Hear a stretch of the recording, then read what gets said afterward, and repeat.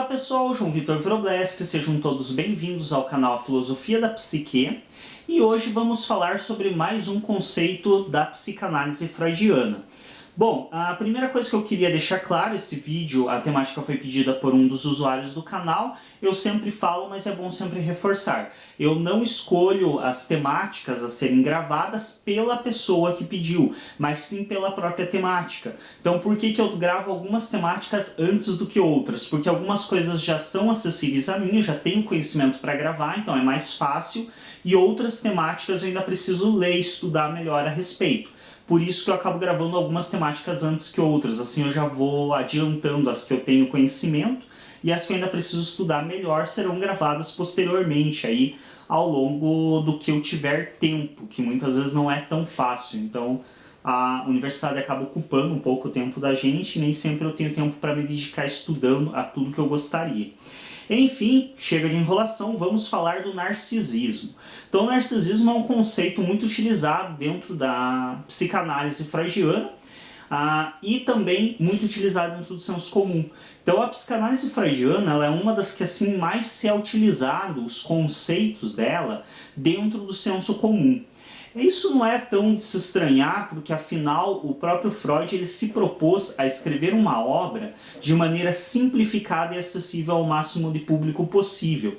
Por isso, talvez, que os conceitos psicanalíticos são tão facilmente incorporados ao vocabulário popular. Por exemplo, inconsciente, recalque. Então é muito frequente a gente ver as pessoas se referindo, isso é coisa do teu inconsciente, recalcou não sei o que. Então é muito comum a gente ouvir no senso comum a utilização de conceitos psicanalíticos. É uma coisa que, como eu disse, é esperada, já que o próprio Freud escreveu suas obras de uma maneira relativamente acessível, porém temos que sempre nos cuidar de entender que o que é visto dentro do senso comum é uma coisa, o conceito em si geralmente é mais amplo e complexo do que é de fato visto no senso comum. O narcisismo, igualmente. Então o narcisismo no senso comum é muito usado para se dirigir a uma pessoa que tende a valorizar a sua imagem. Mas não é bem isso. É isso, mas com suas ressalvas. Então é necessário entender que o conceito em si de narcisismo não é uma simples valorização da imagem. Há uma coisa muito mais complexa embutida. O narcisismo ele tende a ser uma direção da força libidinal. Mas antes de entendermos isso pelo viés da psicanálise freudiana, é necessário nós esclarecermos também que o narcisismo não é um termo iniciado por Freud. Freud foi um dos que ficou mais famoso de escrever a respeito dele. Hoje, a maioria dos usos para o termo narcisismo ele é realizado dentro da visão psicanalítica.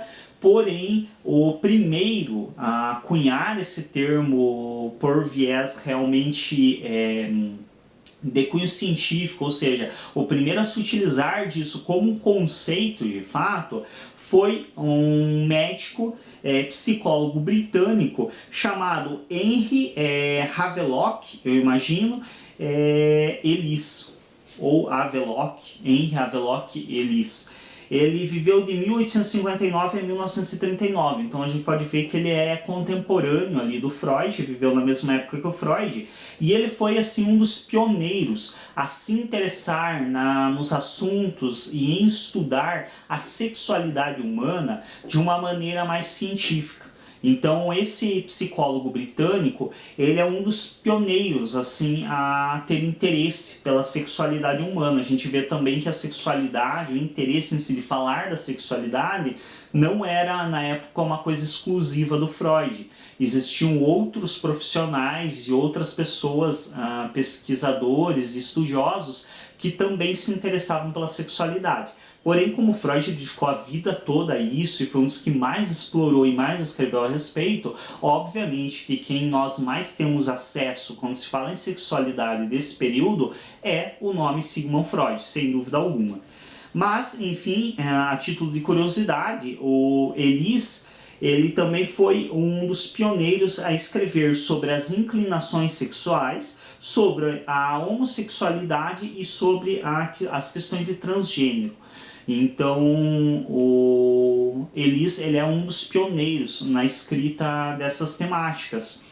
E, posteriormente, o Freud ele vai se apropriar desse conceito do narcisismo e vai explorar isso de uma maneira mais profunda, e por isso que ganha destaque. Hoje, quando nós falamos em narcisismo, a maioria das pessoas que tem um pouquinho mais de conhecimento a respeito de psicanálise, de quem foi Sigmund Freud, normalmente atribuem a ele o conceito de narcisismo, mas isso devido ao fato de ele ter sido quem mais explorou esse conceito.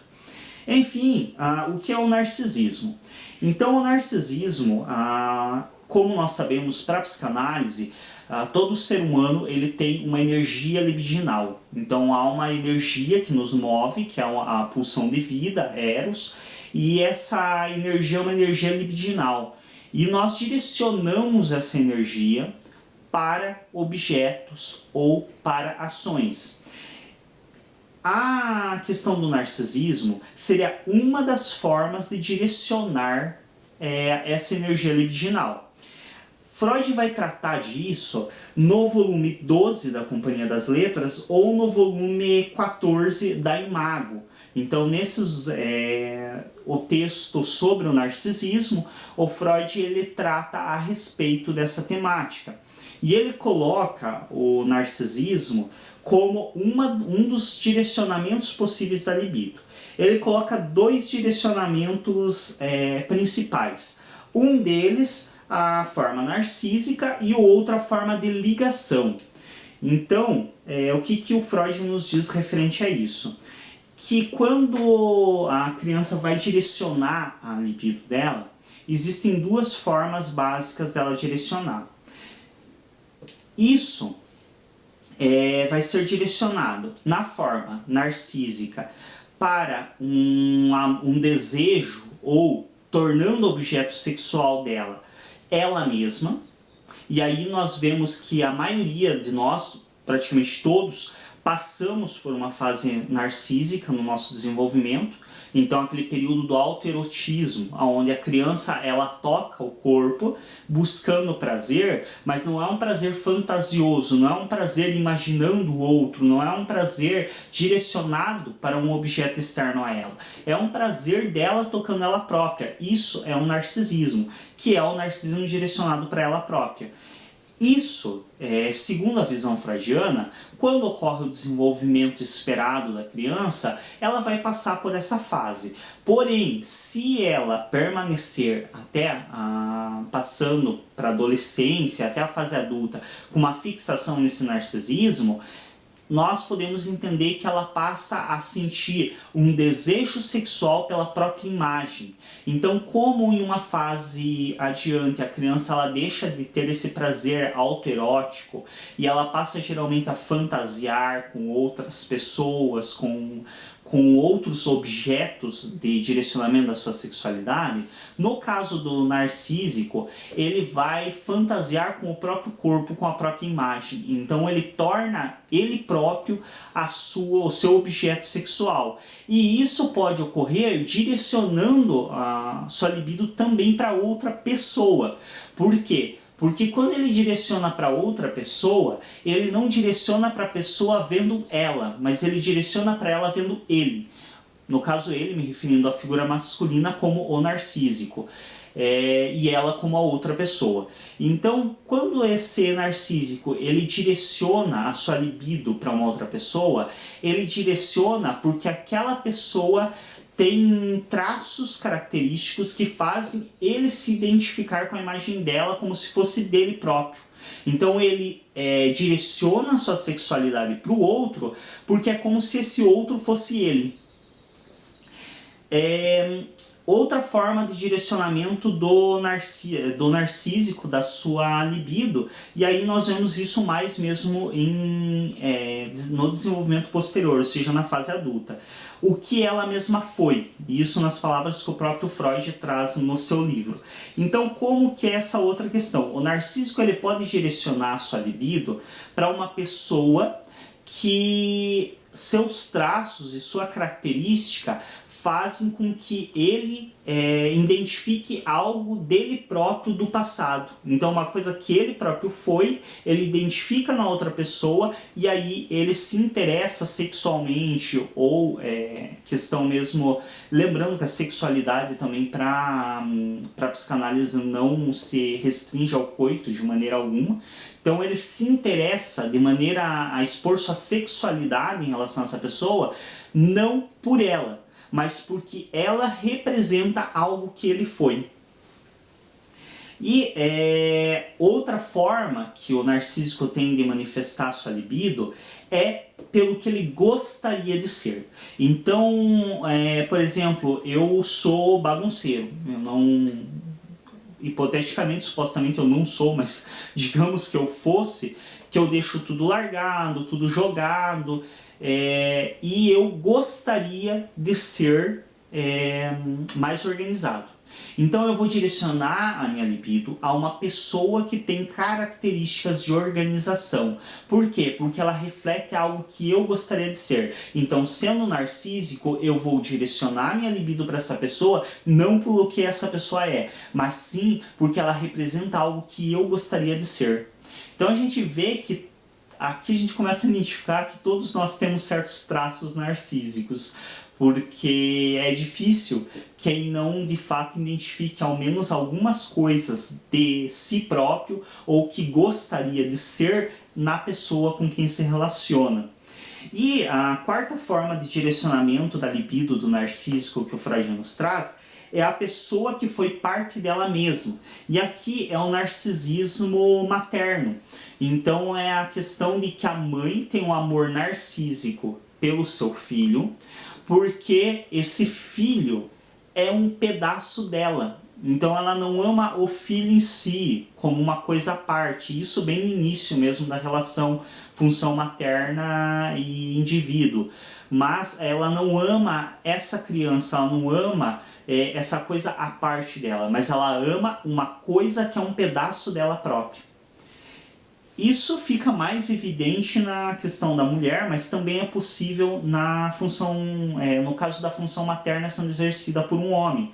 Porque lembremos que, de certo modo, por mais que literalmente diferente da mulher, que é um pouco mais evidente, literalmente, a criança saindo de dentro dela, saindo um pedaço dela praticamente, no caso do homem, é óbvio, o DNA dele também está ali, também há uma parte dele nessa criança. Mas não há toda essa fantasia do nascimento, toda essa questão mais evidente. Mas não muda o fato que psicologicamente também esse homem exercendo a função materna, ele pode demonstrar um amor pela criança, que é sua protegida, como uma demonstração de amor por um pedaço dele, por algo que ele sente que é uma parte dele. E aí também se configura um amor narcísico. E a segunda forma de direcionamento da libido que o Freud nos traz é a dos não narcísicos, que ele chama de uma forma de direcionamento da libido de ligação. Então deixa de ser um direcionamento da libido, ou seja, da pulsão sexual, para si, para se tornar um direcionamento da libido para o outro. Então, a partir do momento que se inicia a castração da criança, ela começa o processo de entendimento de que ela e a mãe são coisas à parte. E de que a mãe não está à disposição dela o tempo todo para tudo que ela quer. Então, a mãe é um ser e ela é outro ser. E a mãe tem outros afazeres que não apenas cuidar dela. E nesse momento, a criança, como uma forma de defesa e como uma forma de manter a atenção, o carinho, toda a saciedade das suas necessidades, ela começa a direcionar sua libido para essa função materna e também para a função paterna. Então, nas palavras do Freud, ele diz que a forma de direcionamento da libido de ligação, ela ocorre em relação à mulher nutriz ou o homem protetor. E entenda-se que o ou não excluindo a outra, então pode ser direcionada para ambos, e geralmente vai ser direcionada para ambos. E aí vamos lembrar sempre, também é uma coisa que eu repito, mas que é sempre importante deixar bem claro, quem é a mulher nutriz? É a mãe que nutre, no caso, seria uma simplificação mais óbvia do conceito, a mulher nutriz seria a mulher que nutre a criança, ou seja, a mãe que nutre ela com carinho, com alimento. Mais ou menos, não é bem isso. Então, lembrando, função materna não se refere à mãe, nem como genitora, nem como mulher. Ou seja, a função materna pode ser exercida por qualquer um, por outra mulher, que não a mãe, como a avó, a tia, alguém que cuide dessa criança e que sacie as necessidades dessa criança, ou até mesmo por um homem, por qualquer homem que sacie as necessidades dessa criança. Assim como o homem protetor que o Freud nos traz, é a função paterna, que não precisa necessariamente ser exercida por um homem, e que normalmente será exercida por várias outras pessoas. Então a própria mãe exerce função paterna, que é a função de castração, que é a função de limitação, de dizer para a criança, não, aqui você não pode mexer, aqui você não pode ir, a partir daqui não é mais tua área. Você tem que respeitar leis, existem regras, você deve respeitá-las. E aí, por que que esse indivíduo ele direciona a libido para esse homem protetor, ou seja, para a função paterna? Inicialmente, até eu cometo às vezes essa certa descuido de não deixar tão claro a questão do apreço pela função paterna, porque quando eu falo que a função paterna é aquela que castra, é aquela que limita, é aquela que afasta a criança da mãe, dá a impressão que a função paterna só tem coisa ruim, né? Não tem nada que se preste na função paterna, mas na verdade não, e esse devo confessar que é um erro que eu acabo cometendo, que eu dou tanta ênfase nas questões da castração, da limitação, da imposição de regras, que eu acabo descuidando e deixando passar questões como, por exemplo, que a função paterna ela exerce uma função muito importante, que é de proteção. Então, como que nós podemos entender isso? Por exemplo, a lei. Nós temos socialmente estabelecida a lei. E todos que vivem na sociedade obrigatoriamente devem respeitar a lei. E aí, a lei é uma coisa ruim? A lei ela nos limita, ela nos impõe regras de convivência, ela nos impõe coisas. Por exemplo, às vezes eu não gosto da lei porque ela não me permite andar na velocidade que eu gostaria com o meu carro, com a minha moto. Eu não gosto da lei porque ela não me permite dar um soco na cara de algumas pessoas que às vezes mereceriam levar. Eu não gosto da lei em certo aspecto porque ela me limita, ela me proíbe de várias coisas. Mas, se você perguntar para a maioria das pessoas se elas gostariam de viver em um mundo sem lei, a grande maioria diz que não. Por quê? Porque por mais que essa lei seja a lei que te limita, para a psicanálise te castra, essa lei é o que te impõe regras, te impõe limites por até onde você pode ir, essa mesma lei é a que te dá sensação de segurança. Então, igualmente na psicanálise, uma das funções da função paterna não é apenas a castração, apenas a limitação, a imposição de regras e limites, mas também a função paterna ela tem a importante finalidade de gerar uma proteção, uma sensação de proteção para o sujeito. Por isso que sim, há um direcionamento de força libidinal também para a função paterna, não apenas para a função materna. Então, eu não amo, aqui se referindo à criança mesmo, eu não amo apenas quem me dá comida, quem me dá carinho, quem sacia todas as minhas necessidades.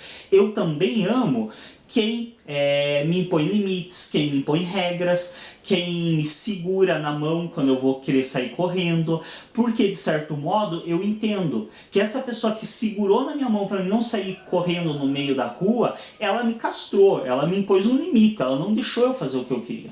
Mas ao mesmo tempo que há uma certa relação de ódio, há uma relação de amor, porque eu também entendo que esse ato dela segurar na minha mão é o que não me permitiu ser atropelado. Então, há sim um direcionamento de libido para a função paterna e não apenas para a função materna. E lembrando sempre também que essas questões de separar função, estrutura, isso e aquilo, são mais coisas didáticas para a nossa compreensão, mas no mundo as coisas funcionam de maneira muito mais didática, não didática, muito mais misturada e de maneira conjunta, então não há essa separação. Por exemplo, o mesmo entendimento que eu tenho desse ato de segurar na mão da criança ser uma função paterna porque é uma castração de uma ação que a criança exerceria, ao mesmo tempo também é uma função materna, porque é um exercício de fornecimento de carinho, de atenção, de cuidado. Então não deixa de ser também uma função materna. As coisas não são tão separadinhas e todas desligadas como nós fazemos para deixá-las mais didáticas. Creio que é isso, as principais questões em relação ao narcisismo. Não vou falar muito mais coisas também para não estar estendendo demais este vídeo. Espero que seja do agrado de quem assistiu, de quem também solicitou a temática. Como eu disse anteriormente, novamente esclarecendo, a escolha das temáticas que eu gravo não são referentes a quem solicita as temáticas, mas sim às temáticas solicitadas. O narcisismo é um conceito da psicanálise, é uma área que eu estudo mais, que eu tenho um contato maior. Ler Freud é a coisa mais tranquila e agradável do mundo, então é muito fácil ler Freud. Então é uma temática muito mais acessível e fácil para mim estar falando. Por isso já está sendo gravado. Existem outras temáticas que foram pedidas antes, inclusive, mas que vão levar mais algum tempinho para serem gravadas, porque eu preciso de fato sentar e ler 15, 20 artigos sobre a temática para ter propriedade para falar. E ler 15, 20 artigos precisa de um bom tempo. Então, quem pediu ainda não foi atendido, fica no aguardo aí que em breve estaremos fazendo o possível para gravar os vídeos. Ok? Obrigado a todos pela atenção. Se você ainda não é inscrito no canal, se inscreve, clique em gostei nos nossos vídeos para nos ajudar a destacar. Agradecer aos 2.260 inscritos aí, mais a cada minuto aí cresce mais o número de inscritos no canal. Isso para mim é muito gratificante e demonstra que o trabalho do canal está sendo útil. Muito obrigado a todos pela atenção e até um próximo vídeo.